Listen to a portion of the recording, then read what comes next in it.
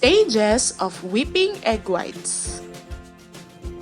Good day and welcome to TLE Online Hub.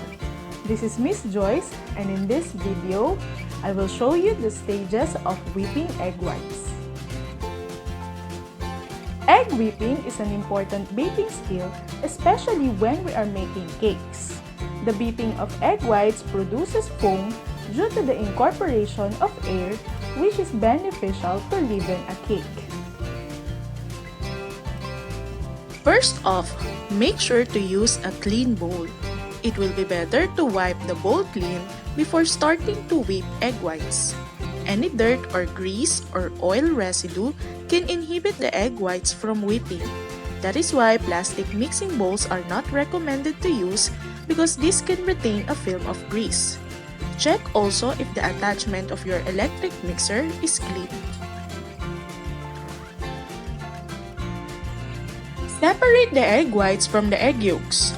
The fat from egg yolk will prevent the egg whites from whipping properly, so be very careful not to get even a small portion of egg yolk in the egg whites. Use fresh eggs at room temperature for best result. First stage, frothy or foamy stage. Always start with the lowest setting of the electric mixer when whipping egg whites. This will create large air bubbles. Just continue mixing until the air bubbles get smaller and you can turn the mixer one speed higher. This is now the frothy or foamy stage where the egg whites are slightly whipped, which flows easily and the small air bubbles are still visible. Stage 2, soft peaks. With continuous mixing from the frothy stage, increase the speed of your mixer to the highest setting and add the sugar gradually. The bubbles will start to get even smaller and compressed and white in color. Just continue mixing with constant speed until all the sugar is incorporated.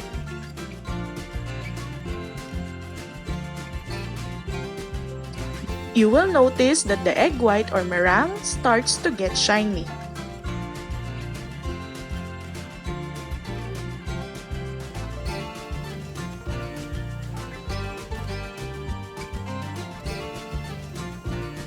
And this is the soft peak stage, where the meringue stand in peaks but the tips still bend at one side.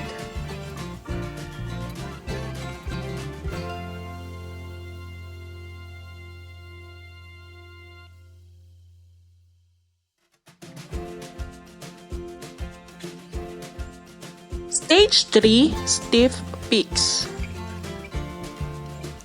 Continue whipping to the highest speed to get to the stiff peak stage.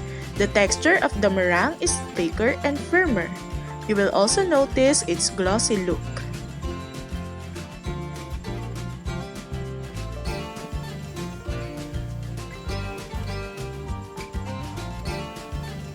For the stiff peak stage, the egg whites stand in stiff, sharp peaks in uniform white color.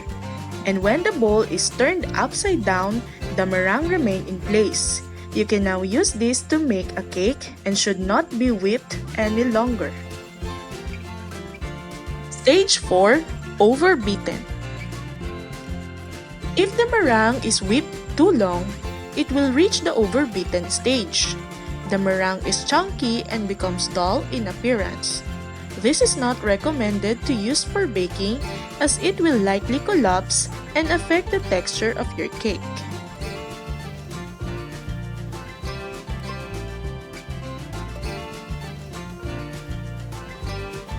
That's it for today.